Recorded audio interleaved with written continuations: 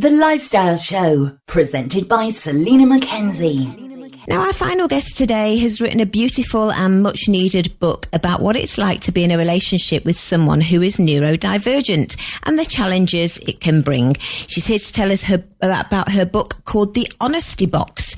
Welcome to the show, Lucy Brazier. Oh, hello, Selina. Thanks very much for having me. You're very, very welcome, Lucy.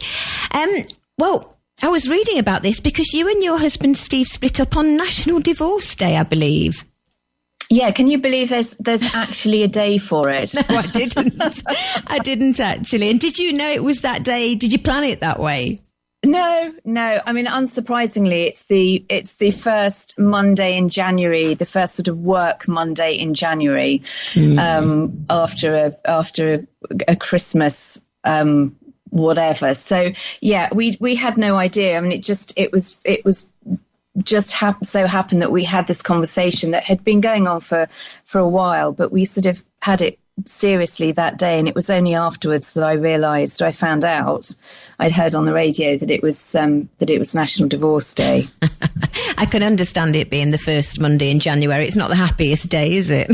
It's not. It's not good for anyone, really. No, it's not. So going back, apparently a chance remark triggered a chain of events that led to his diagnosis with ADHD.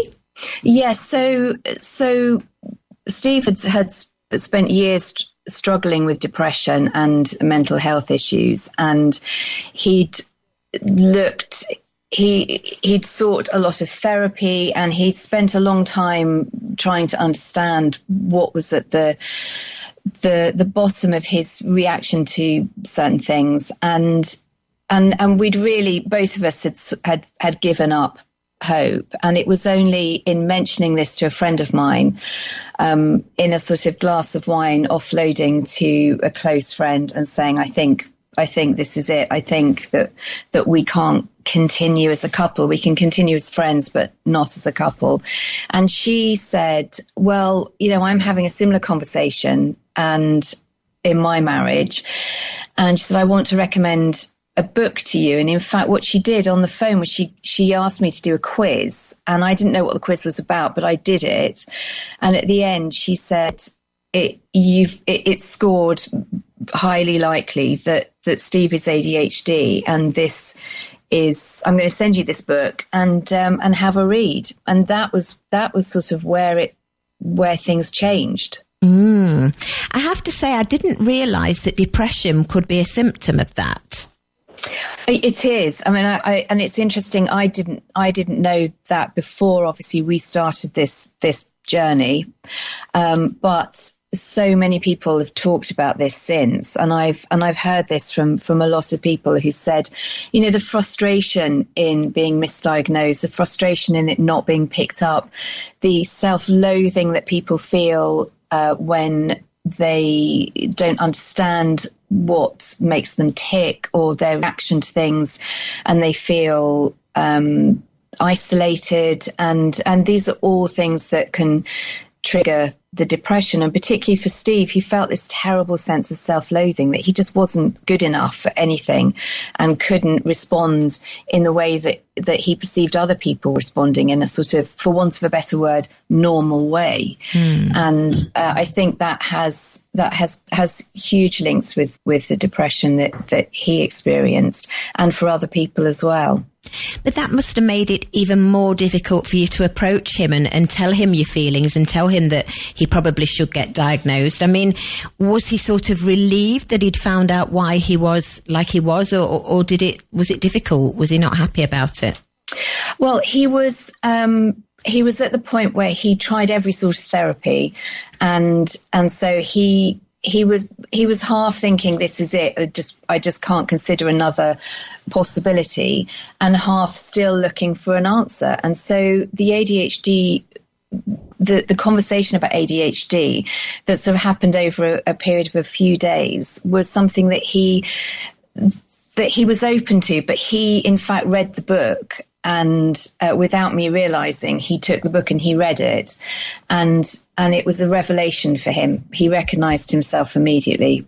And so that was a huge relief, I think, for people who are struggling not just with neurodiversity, but with all sorts of things. I think when you see yourself on the page, it's such a relief to read it and know that you're not on your own. And I think that was a huge help. And then how did he take it about the divorce? Was he in agreement with that?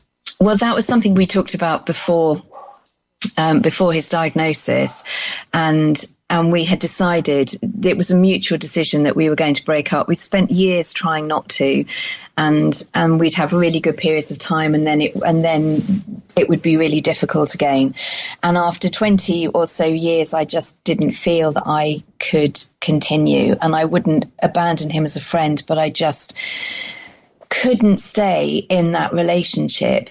But actually, the timing of the diagnosis was really fateful, because it did put a different angle on everything. And in fact, he then went on to be diagnosed with autism as well. So with a dual diagnosis, which made complete sense. Yeah.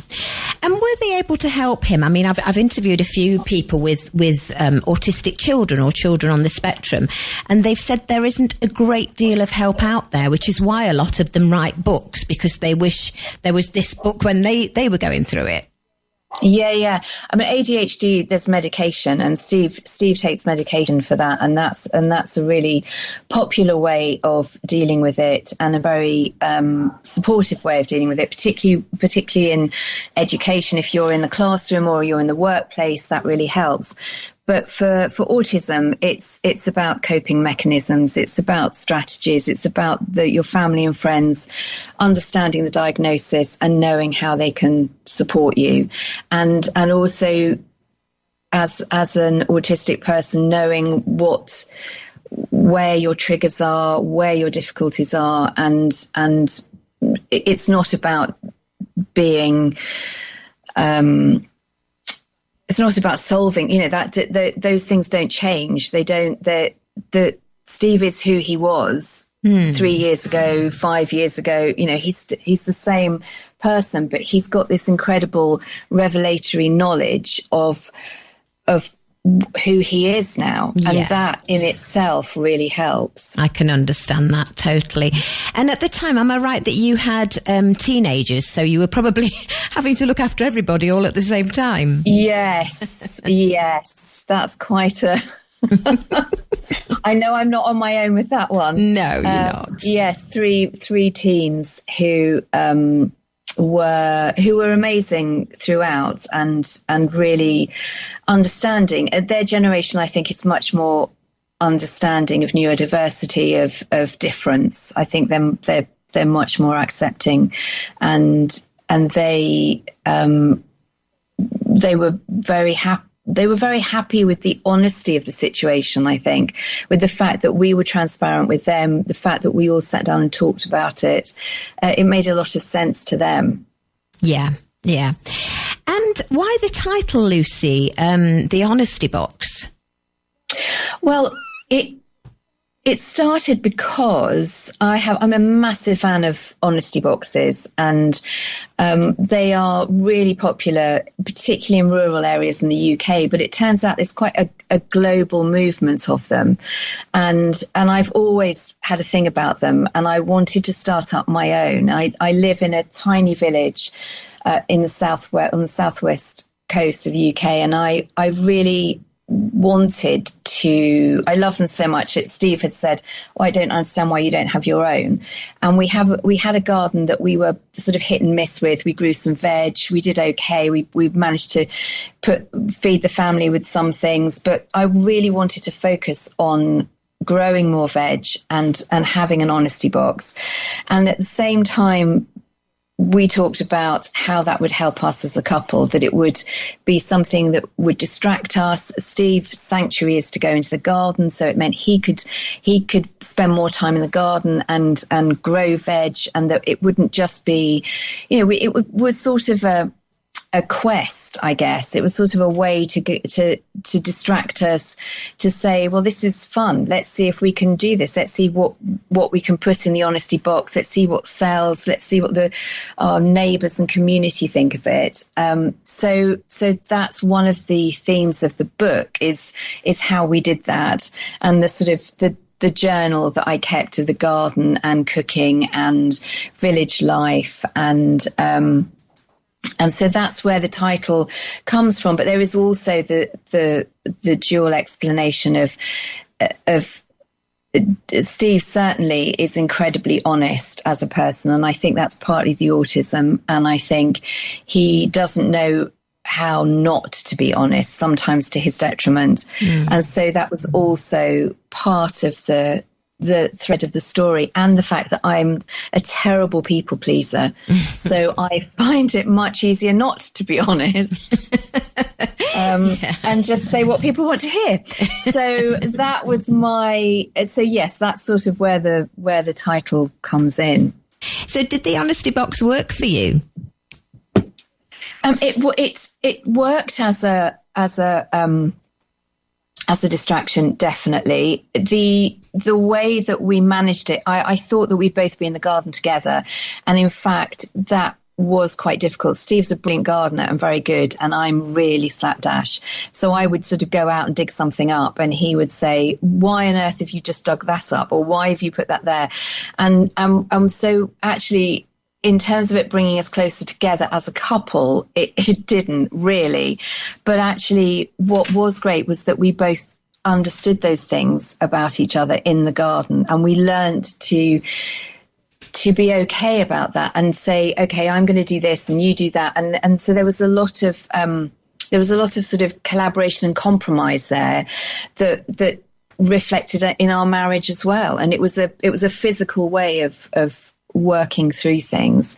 And then we also had things we set them up on a bench outside the house, or we have a little lean-to, so if it rains we stuck them in the lean-to, and we'd set up a board and say what we were selling that day. Oh, it's a great idea. And are you guys still in touch? Are you still the best of friends? Oh, we're still together. Oh, okay. Excellent. Excellent. I didn't realise. Oh, I'm so pleased. I didn't realise. Ending. We're still together. I say, there is no happy ending, in the sense that, when you go through something like that, it is about a day at a time. And actually his diagnosis really changed things for us. And it's meant that we've been able to move forward as a couple.